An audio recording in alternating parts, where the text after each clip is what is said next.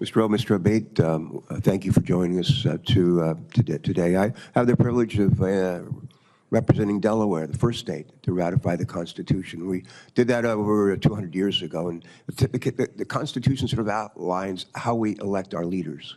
And it changes with respect to technology over the years. But there's, for as long as we've been a country, threats to our leaders when they pursue elective office. We're going to be gathering, some of us will be gathering in Chicago in just a few weeks. Others will be gathering in other parts of the country to help make sure that what was adopted in that original Constitution is actually carried out faithfully. And it's just incredibly important that those who aspire to elective office and those who take on those challenges are protected, and their families are protected, as well as those who surround them. I share with my colleagues my prayers for those who have been killed or injured on July 13th. We're grateful that one of our presidential candidates is okay.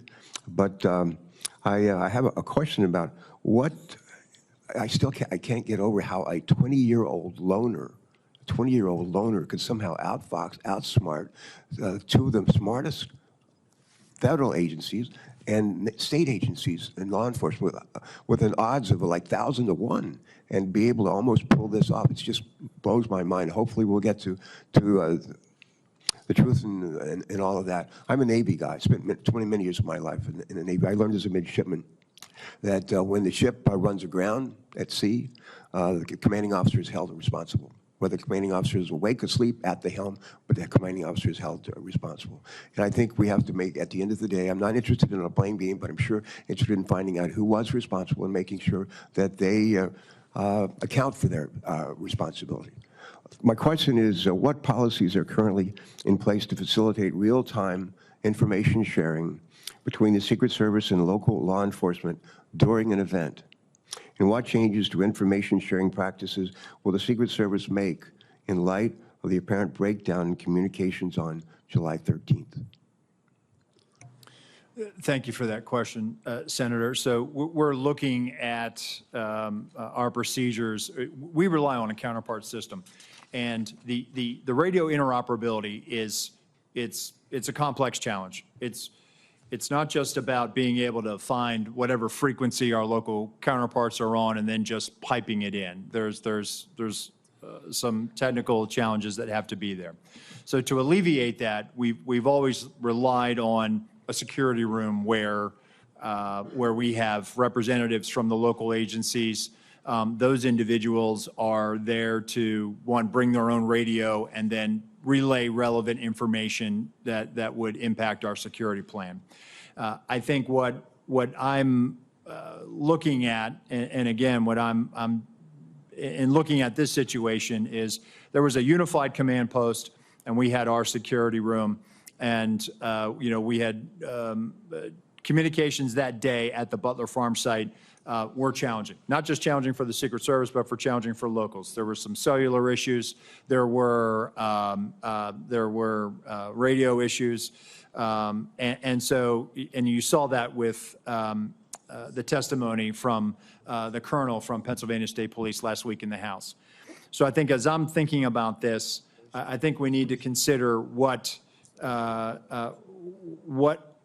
is our model moving forward? And I think we need to be where the greatest amount of partners are when that information is being discussed.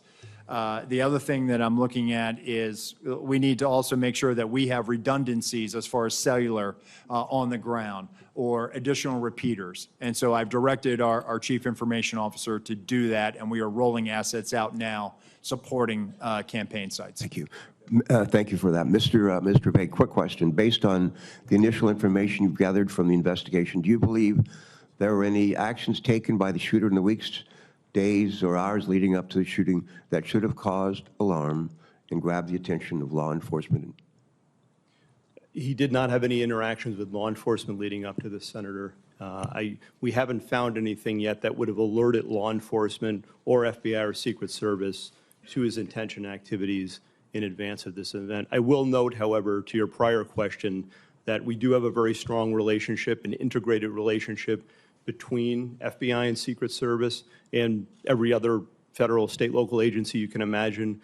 We have constructs like the Joint Terrorism Task Forces and Violent Crime Task Forces where we're cross-embedded with each other. And when it comes to this event and others like it, we're always talking in advance. In fact, with respect to this event, we did have a meeting between U.S. Secret Service and FBI in the days leading up to the event to assess whether there was any information or intelligence pertaining to a threat against the rally or to former President Trump or anyone else there. There was an absence of that in the lead up specifically, and again, none of us had any information in our holdings with regard to the ultimate shooter. All right, thank you for that. Thanks very much, both of you. Next on the Senate Judiciary Committee is Senator Gray.